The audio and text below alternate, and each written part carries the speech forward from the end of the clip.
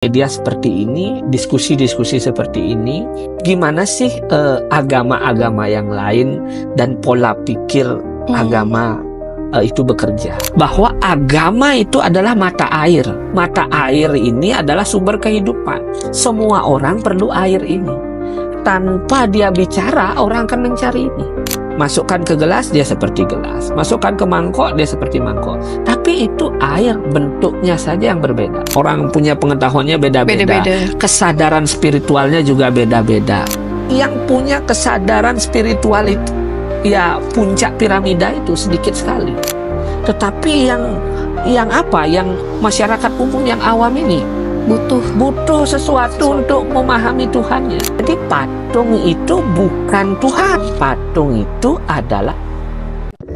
Welcome to Kadek Ayudias podcast. I'm a Balinese woman, quietly curious about the hidden layers of life. Hari ini kita kedatangan narasumber spesial, yaitu Kak Jero Arum. Beliau adalah tokoh teologi Hindu dan budayawan nasional asal Bali. Lulusan S1 Teologi dan S2 Brahma Widya. Saat ini Kak Jero Arum aktif sebagai analis kesenian dan budaya di Dinas Kebudayaan Provinsi Bali. Hari ini kita akan membahas beberapa topik, yaitu stigma Hindu Bali di masyarakat, pernikahan, menjadi perempuan Bali, dan memaknai hari raya. So, langsung aja kita mulai videonya.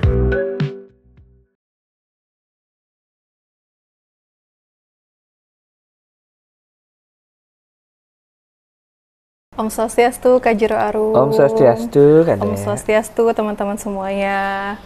Hari ini kita sudah bersama Kak Jero Arum. Ya Kak ya, apa kabar Kak? Astungkare, kabar baik. Lama kita tidak berjumpa. Iya Kak ya. Sebenarnya sudah sempat mau syuting kan, bikin konten sama Kakak beberapa kali. Iya. Cuman Kakak kebetulan kemarin ya, sedang ada berhalangan tugas-tugas ya Kak ya. Astungkare sekarang bisa ada waktu. Ya, inilah yang namanya karma. Oh gitu ya Kak? Ya, inilah hukum karma. Jadi ketika ini alam semesta itu belum menghendaki, bagaimanapun upaya kita memaksakan tidak akan bertemu dan tidak akan didapatkan. Maka kalau sudah karmanya harus terjadi saat ini, karma Kadek, karma saya, dan semesta merestui, maka terjadi. Astungkare. Nah, itulah kerja hukum karma itu deh. Iya. Salah satu keyakinan kita, salah satu dasar atau serada kita dalam beragama Hindu ini. Astungkare. Sekarang kira-kira apa nih yang bisa kakak bantu? Sebenarnya Kak, Kadek tuh banyak sekali pertanyaan. Ada yang dari yang umum sampai mungkin hari raya agama Hindu, sampai mungkin ada stigma-stigma deh tentang umum, tentang Hindu gitu. Iya, Kak Jero Arum. iya. Jadi gini Kak Jero Arum, sedikit konteks. Kadek tuh kan lahir di luar dari Bali gitu Kak. Di luar Pulau Bali. Di Kalimantan, di Jakarta gitu. Jadi dari kecil, Dek tuh udah biasa Kak ditanyain soal kepercayaan agama Hindu gitu. Kayak misalnya Kadek nyembah patung ya misalnya seperti itu. Tapi kan itu hal yang biasa gitu Kak sebenarnya di luar sana. Nah jadi dari kecil tuh Dek udah sering nanya-nanya ke papa, ke mama gitu, ke guru agama. Bahkan kayak baca-baca sendiri Kak untuk ngejawab teman-teman gitu. Tapi sisi positifnya Dek jadi pingin memaknai lebih dalam lagi tentang agama Hindu mungkin, tentang budaya kita juga gitu. Dan mungkin teman-teman kita di luar dari Bali mungkin ataupun teman-teman di Bali juga butuh untuk penjelasan juga gitu Kak, memberikan edukasi ke teman-teman gitu. Oke. Jadi sebenarnya begini, kenapa sih ada orang berpandangan tentang agama Hindu itu pemuja patung, bahkan ada dikatakan Hindu itu berhala dan lain sebagainya. Itu terjadi ya karena mereka menilai agama kita dari kacamata keyakinan dia. Nah, jadi itu apakah salah? Itu karena mereka tidak tahu saja. Yeah. Mereka tidak tahu dan mereka tidak paham. Dan kita di agama Hindu tidak perlu mempermasalahkan orang-orang yang tidak tahu. Betul. Dan kita jangan menjadi benci kepada mereka. Kita jangan menjadi bermusuhan dengan mereka, tidak. Tapi sebaiknya memang ada media-media seperti ini, diskusi-diskusi seperti ini, supaya kita perlu tahu juga gimana sih agama-agama yang lain dan pola pikir agama itu bekerja. Karena agama berdasar pada keyakinan atau kepercayaan, maka kepercayaan dan keyakinan orang yang satu dengan orang yang lain itu tidak boleh dipaksakan sama, nggak boleh. Kebebasan beragama, berkeyakinan itu sudah diatur dalam undang-undang dasar kita. Dan tidak boleh ada yang merasa lebih tinggi atau lebih sempurna, tidak. Yang sempurna itu hanya Tuhan. Jalan mencari Tuhan itulah yang beragam. Sama seperti kita misalkan mau menuju ke mana? Ke Pantai Kuta gitu. Boleh dari Tabanan, boleh dari Canggu, boleh dari Tuban, boleh dari Jimbaran, dari Sanur, dari mana-mana saja bisa untuk menuju Pantai Kuta itu. Nah, jadi agama pun sama. Untuk mencapai Tuhan, Tuhan menciptakan agama itu. Hindu, Islam, Kristen, silakan. Yang mana yang bisa dan cocok dilakukan, itu yang dilanjutkan. Nah, dan Hindu sendiri itu adalah agama yang mendasarkan pada bagaimana umat itu bisa mengerti dan menjalani atas kesadaran. Jadi agama Hindu itu bukan agama yang dipaksakan. Maka tidak ada Hindu itu pernah melakukan pemaksaan. Tidak ada Hindu itu pernah melakukan tekanan, ayo masuk ke agama. Tidak ada, mohon maaf, tidak ada misionaris Hindu. Iya. Karena Hindu punya konsep bahwa agama itu adalah mata air. Mata air ini adalah sumber kehidupan. Semua orang perlu air ini. Tanpa dia bicara, orang akan mencari ini. Maka Hindu itu, karena dia adalah sebuah mata air kehidupan, dia seperti air, kemana dia mengalir, begitulah bentuk dan rupanya. Ketika ajaran Weda Hindu ini mengalir di India, bagaimana kebudayaan India, begitulah dia terbentuk wajahnya. Ketika air ini ada mengalir lagi ke Cina, dia bercari Cina, mengalir lagi ke Nusantara sampai akhirnya di Jawa, di Bali. Gimana bentuknya, begitulah rupa air. Jadi sama seperti air tadi, masukkan ke gelas, dia seperti gelas. Masukkan ke mangkok, dia seperti mangkok. Tapi itu air, bentuknya saja yang berbeda. Dan Hindu itu seperti itu. Gitu ya. Jadi kenapa ada Hindu ini kelihatan memuja patung itu budaya. Itu adalah cara.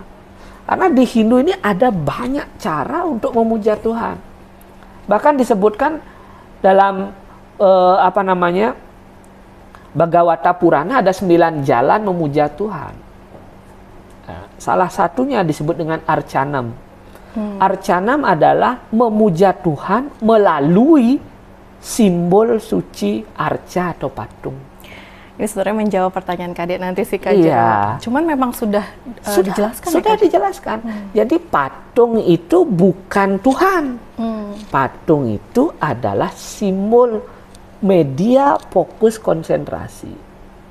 Kalau tidak ada patung, orang-orang awam, orang-orang yang kebanyakan tidak bisa memfokuskan konsentrasinya.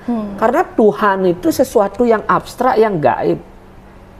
Tidak bisa serta-merta dipahami oleh manusia biasa, manusia awam. Maka Tuhan memberikan cara agar manusia itu bisa menghayati keesaan dan kemahakuasaan Tuhan. Ada banyak caranya.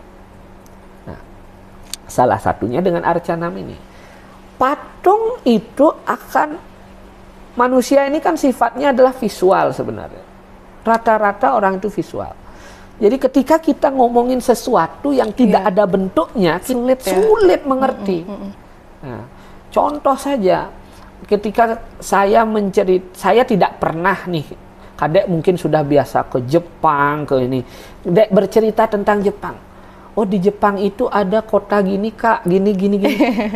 Gimana ya itu? Nggak kebayang karena kita tidak tahu visualnya. Ketika Dek nunjukin fotonya Kak, oh ini Kak fotonya, ini di sini loh Kak ada gini. Jadi kita akhirnya bisa merasakan situasi itu.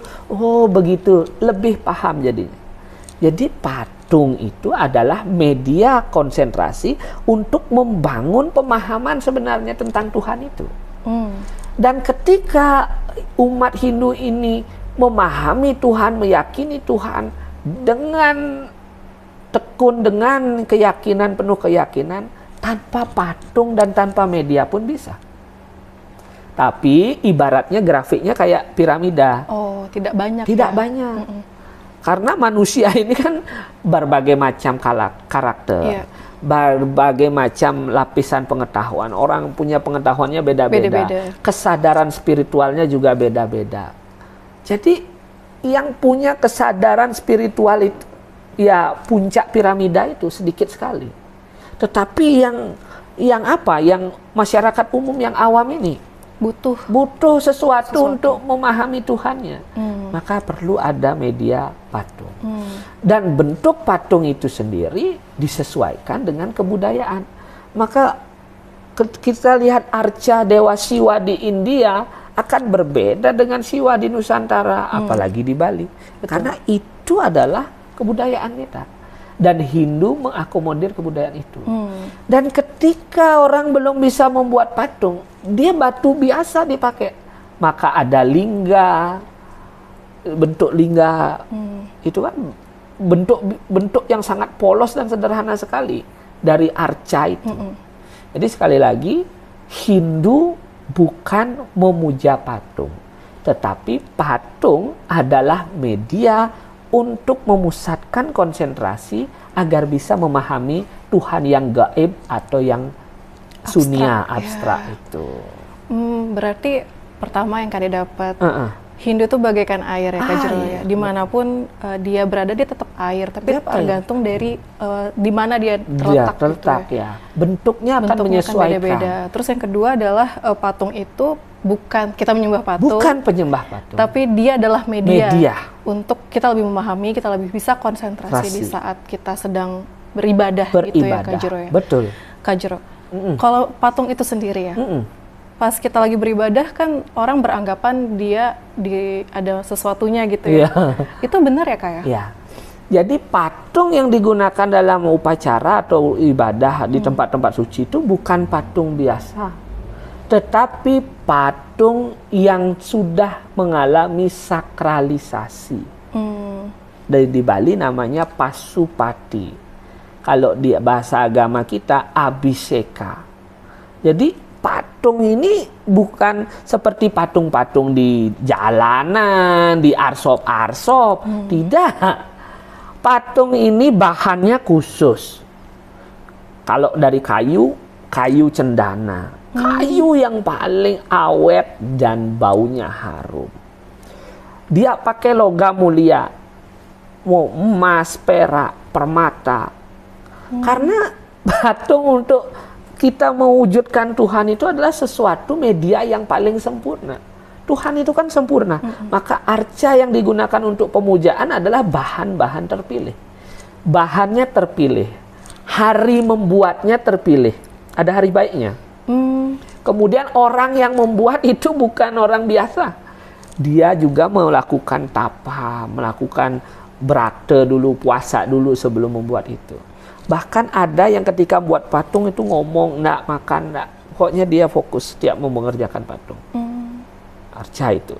Kemudian setelah ini jadi, arca ini jadi, itu diupacarai, disakralisasikan. Jadi tidak bisa semena-mena Kadek beli patung di art shop, itu langsung jadi arca persembahan, pemujaan. Beda ya? Tidak bisa. Dia tidak punya energi.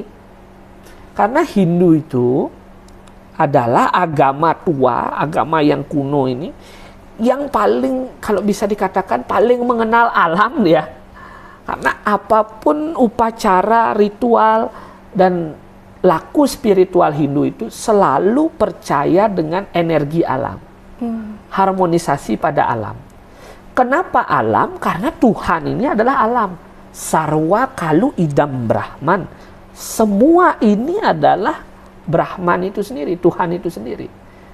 Ya, jadi tidak ada satu tempat pun tanpa diisi oleh Tuhan itu.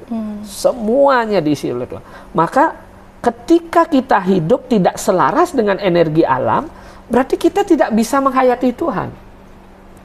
Maka ketika patung ini atau arca ini akan dijadikan media spiritual, maka dia harus disakralisasikan agar energi alam ini bisa masuk ke dalam patung ini. Sehingga kita mendapatkan vibrasi. Kalau ibarat kata magnet itu ada induksi magnet itu, ya. Jadi ada magnet A, magnet ini. Di sini dia bisa menarik, walaupun ada penghalang kertas, dia bisa menarik paku atau besi, kan? Itu induksi magnet dan kekuatan yang sederhana melalui magnet itu. Itulah cara kerja arca itu. Kenapa sih kita lihat arca itu, kok merinding ya? Iya, itu sempat mempertanyakan itu sih, kan? Kak Jero. Kok beda ya? Kok beda ya? Kok rasanya lain ya? Kok hidup ya? Iya, di tempat ibadah di juga tempat ibadah itu itu ya, kan Kak Jero. ya, karena itu dia. Apa yang membuat seperti itu? Itu kekuatan doa, kekuatan yadnya, upekara, kemudian ada pancadatu namanya.